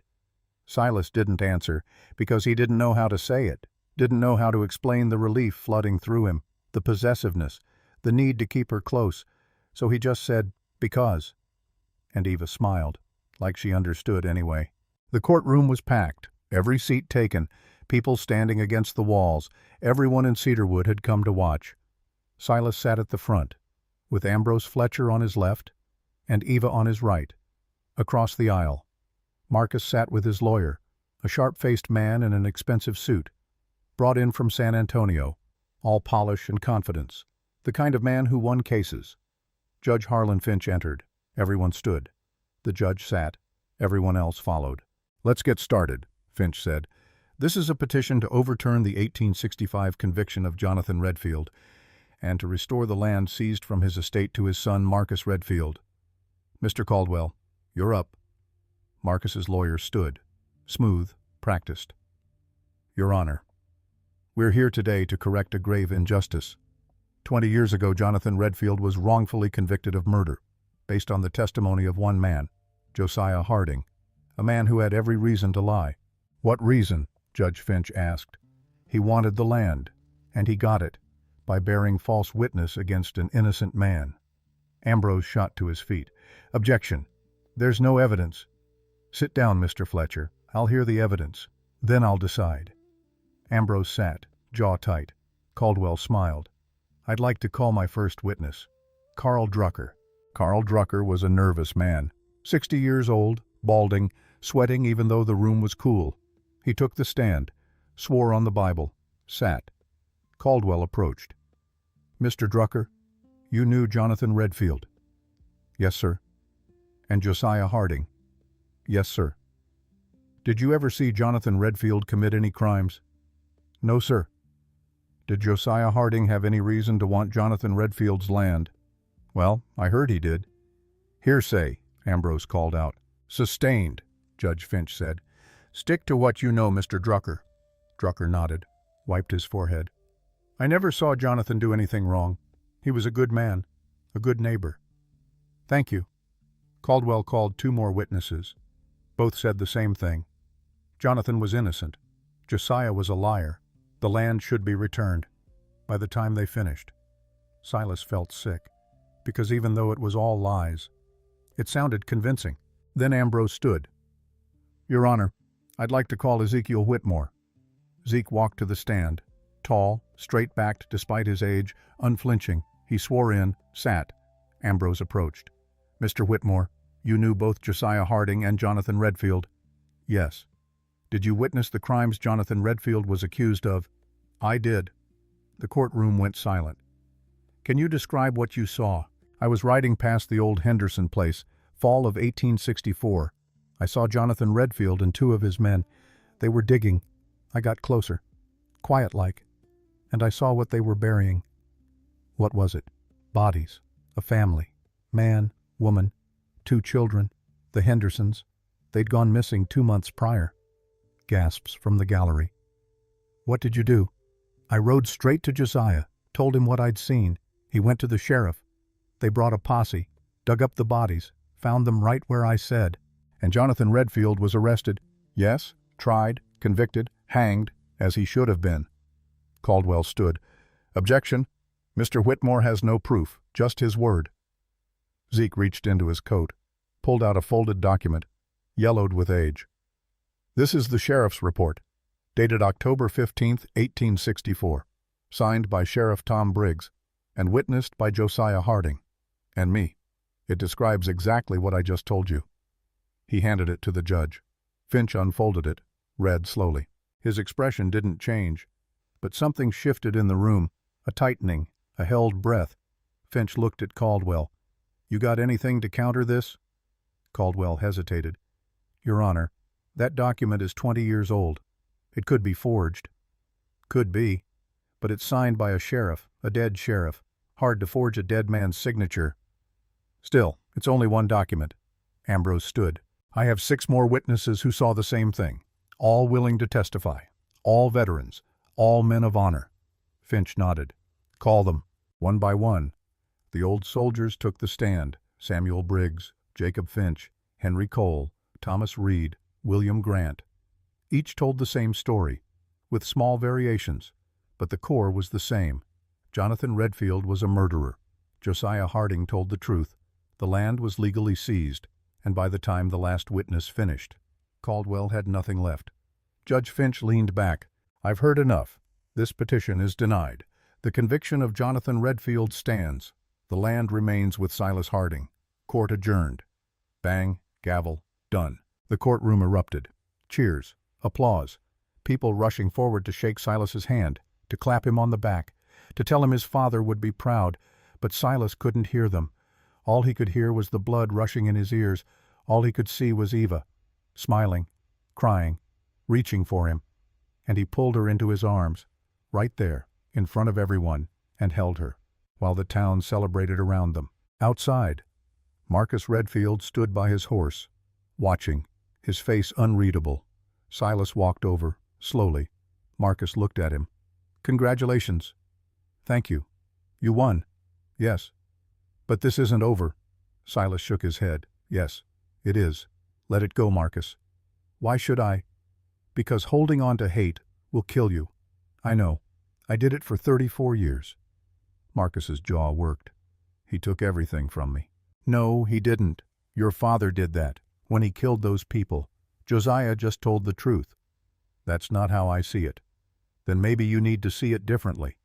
Marcus mounted his horse, looked down at Silas. "You're not like him, your father. You're softer." "Maybe. Or maybe I'm just tired of fighting." Marcus nodded. "So am I." And he rode away, for the last time. The next 6 months passed in a blur of work and quiet joy.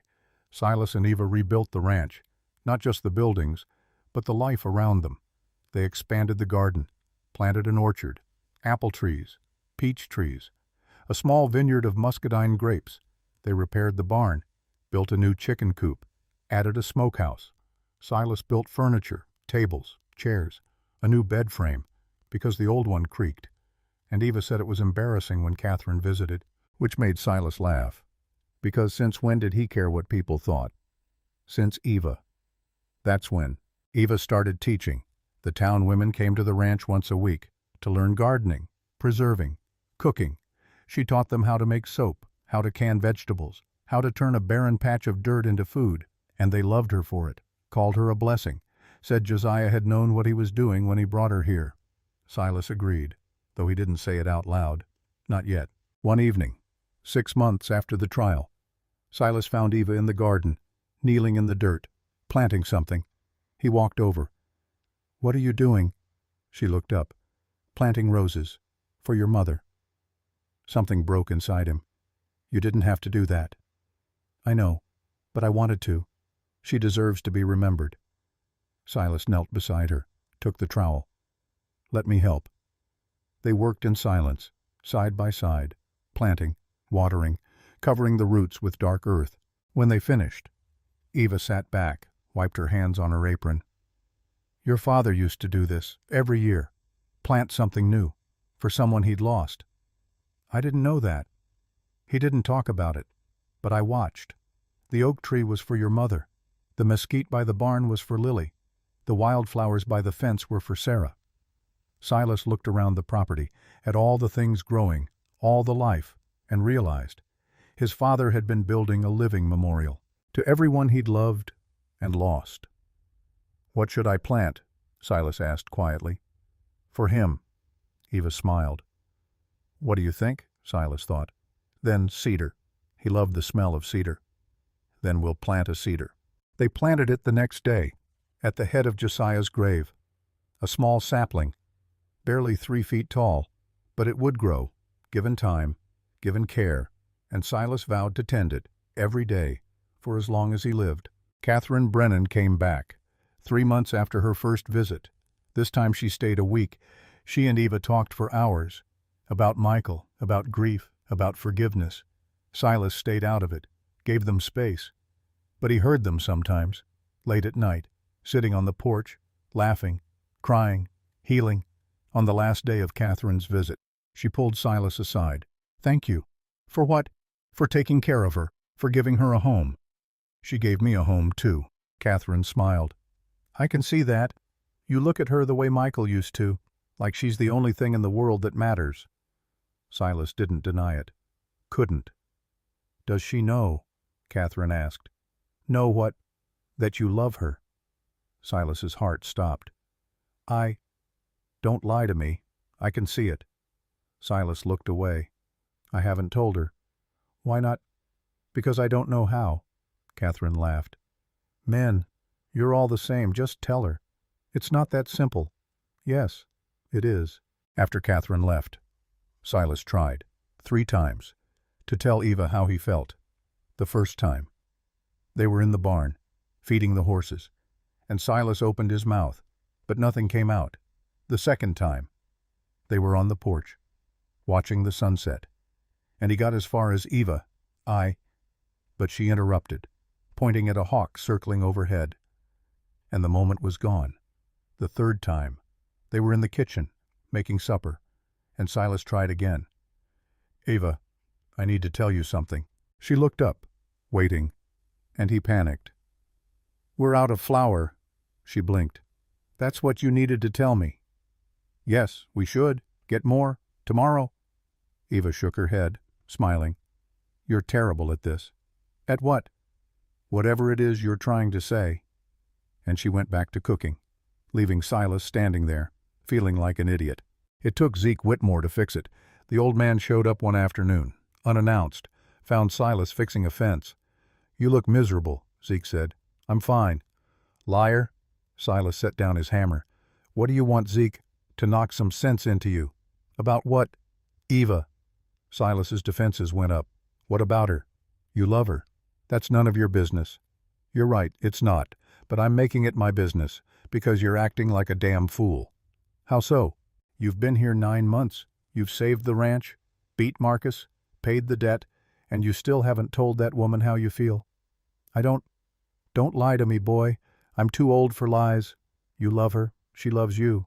Everyone in town can see it, except apparently you two. Silas sat down on a fence post. What if I tell her and she doesn't feel the same? Then you'll know, and you can move on. I don't want to move on. Then tell her. It's not that simple. Zeke sighed, sat down beside him. Your father made a lot of mistakes, Silas, but his biggest one was letting fear keep him from the people he loved. Don't make the same mistake. I'm not afraid. Yes, you are. You're terrified. Because if you let her in, really let her in, you can't run away anymore.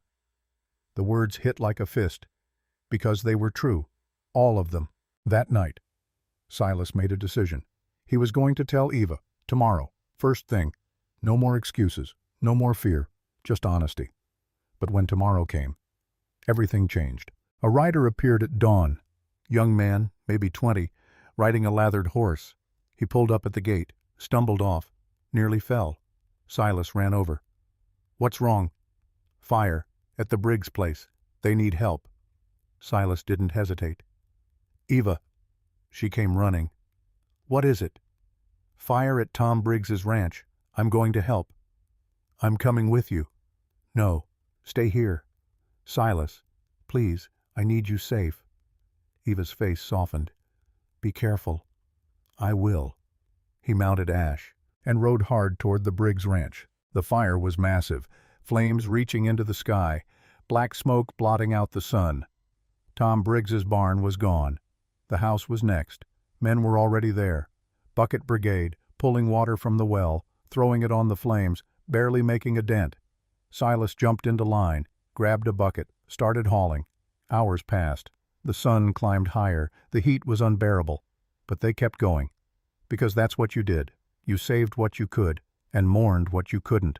By midday, the fire was out. The barn was gone. The house was saved. Barely. Tom Briggs stood in the yard, covered in soot, staring at the wreckage. Silas walked over. I'm sorry, Tom. Not your fault.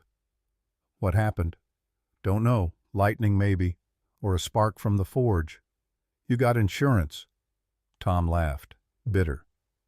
No, couldn't afford it. What will you do? Rebuild. What else can I do? Silas nodded. We'll help. You don't have to. I know, but we will. Tom's eyes welled up, but he didn't cry, just nodded. Thank you. Silas rode home as the sun set, exhausted, filthy, every muscle screaming. When he got to the ranch, Eva was waiting on the porch. She ran to him. Are you hurt? No, just tired. And Tom? He's all right. Lost the barn, but the house is safe. Eva helped him down from the horse, led him inside, ran a bath. Silas sat in the tub, hot water turning black with soot. Eva brought him coffee, sat on the floor beside the tub. "You could have died today." "But I didn't."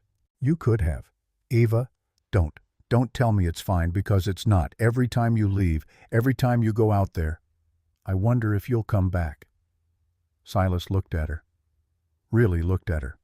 At the fear in her eyes. The love.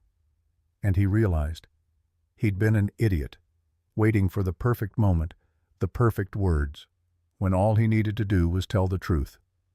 "I love you." The words fell into the silence. Simple, honest, terrifying. Eva stared at him. "What?" "I love you. I've loved you for months. Maybe since the first day. I don't know. But I know I can't keep pretending I don't." Eva's eyes filled with tears. "You mean that—" "Yes." "Why didn't you tell me?" "Because I'm a coward. Because I didn't know how. Because I was afraid." "Of what?" "Of this. Of you saying no. Of losing you."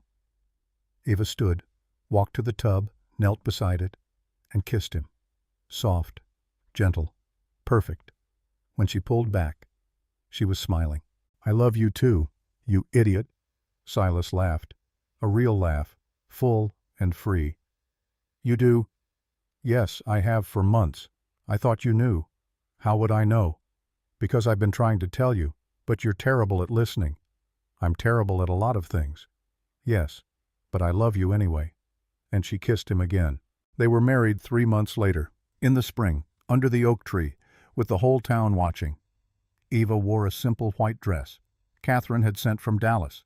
Silas wore his best shirt, which still wasn't very good, but Eva said he looked handsome, so he believed her. Zeke Whitmore officiated, because the preacher was sick, and because Zeke had married half the couples in town anyway. "Do you, Silas Harding, take this woman to be your wife?" "I do." "Do you, Evangeline Brennan, take this man to be your husband?" "I do." "Then by the power vested in me by being old and not giving a damn, I pronounce you husband and wife. Kiss her boy." And Silas did, while the town cheered, and Eva laughed. Winter came, soft and cold. The first snow Silas had seen in Texas, just a dusting, but enough to make everything look clean, new. He stood on the porch, watching the flakes fall. Eva came out, wrapped in a shawl, stood beside him. "It's beautiful." "Yes." "You miss it." "The mountains." Silas thought about it, about Colorado, about the snow and the silence and the solitude, about the life he'd left behind. "No."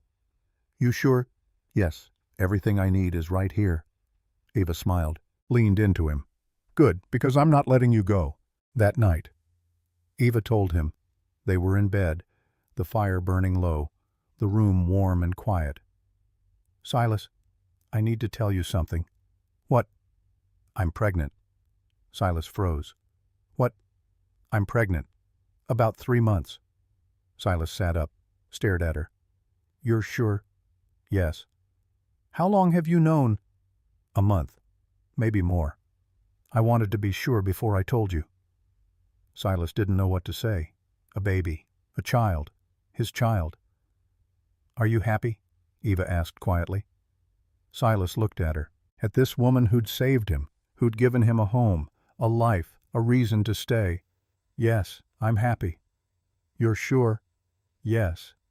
And he pulled her close, held her, and thought about his father, about Lily, about all the things Josiah had lost, and vowed. This child would never feel abandoned. This child would always know it was loved. This child would have everything Silas and Josiah never did. A home, a family, a future. The baby was born in late summer. A girl. Dark hair, blue-gray eyes. Perfect. They named her Sarah, after Eva's mother, and Lily, after Silas's sister. Sarah Lily Harding. Silas held her for the first time. Tiny, fragile, impossibly real. And he wept. Not from sadness, but from joy, from relief, from the overwhelming knowledge that he'd finally found what he'd been running from his whole life. Purpose. 1 year later, a woman came to the ranch. Old, maybe 60, riding in a wagon, alone. She stopped at the gate, looked at the house, at the oak tree, at the clothes hanging on the line, at the smoke rising from the chimney. Silas walked over. "Can I help you?" The woman turned, and Silas saw her eyes, blue-gray, familiar. "I'm looking for Josiah Harding." Silas's heart stopped. "He's dead. Died 2 years ago." The woman's face crumpled. "I'm too late. Who are you?" The woman reached into her bag, pulled out a silver necklace, with a pendant, engraved with a single letter, L. "My name is Lily." Silas stood there, unable to move, unable to breathe. Lily, his sister, found at last. "How did you find us?" "I've been looking. For 20 years. Ever since I remembered who I was, where I came from. But I couldn't find the ranch. Until last week. Someone in San Antonio told me about the trial. About the Harding Ranch in Cedarwood." Silas looked at the necklace, the same one Eva wore. "That's yours. My father gave it to me before I left. I've kept it all this time. Come inside, please." Lily hesitated, then nodded, climbed down from the wagon, followed Silas into the house. Eva was in the kitchen, nursing Sarah. She looked up, saw Lily, saw the necklace. Her eyes went wide. "Lily?" "Yes." Eva stood, tears streaming down her face. "We thought you were dead." "I almost was, many times, but I survived." Eva walked to her, hugged her, tight. "Welcome home." They talked for hours. Lily told them everything. The man who took her wasn't her father. He was a slaver. He took her south, sold her into captivity. She escaped when she was 16, lived on the streets, forgot her name, forgot where she came from. Until one day, a woman showed her kindness, helped her remember, helped her heal, and she'd been searching ever since. "I thought he'd still be here," Lily said quietly. "Josiah. I thought I'd find him, tell him I was sorry, that I forgave him." "He never stopped looking for you," Silas said. "He spent everything he had, 30 years, searching." Lily wept. "I wish I'd come sooner." "You're here now. That's what matters." Lily stayed, not in the house, but in the small cabin Silas built for her, behind the orchard. She helped Eva with the garden, taught the town women how to weave, became part of the community, part of the family. And slowly, she healed. Epilogue. 5 years later. Silas stood on the porch, watching the sunset. Sarah was 5 now, running through the yard, chasing chickens, laughing. Eva was in the garden, with Lily, planting something new, always planting, always growing. The ranch was thriving. The debt was long paid. Marcus Redfield had moved to California and never came back. The town had grown. New families, new children, new life. And every Sunday, the whole community gathered at the Harding Ranch for supper, for stories, for fellowship. Silas had become what his father never could. A man who let people in, a man who stayed, a man who built something worth keeping. That night, after everyone left, after Sarah was asleep, after the dishes were washed and the fire banked, Silas and Eva sat on the porch, like they always did, coffee in hand, stars overhead. "Do you ever regret it?" Eva asked. "Regret what?" "Staying, giving up the mountains." Silas looked at her. "Never. Not once." "You're sure?" "Yes. The mountains were where I was running to. This is where I was running from. And it turns out, what I was running from was exactly what I needed." Eva smiled. "Your father would be proud." "Maybe. I hope so. I know so." They sat in silence. Then Eva said, "I'm pregnant again." Silas turned. "What?" "I'm pregnant. About 2 months." Silas laughed, pulled her close, kissed her. "How many are we going to have?" "As many as God gives us." "Good." And as Silas sat there, holding his wife, listening to his daughter sleep, knowing his sister was safe, he thought about the clothes on the line, the smoke from the chimney, the light in the window, all the things that had called him home. And he realized, home wasn't a place. It was people. It was love. It was staying when it would be easier to run. It was choosing connection over solitude. It was building a life that mattered, not just to him, but to everyone around him. And for the first time in his life, Silas Harding was exactly where he belonged.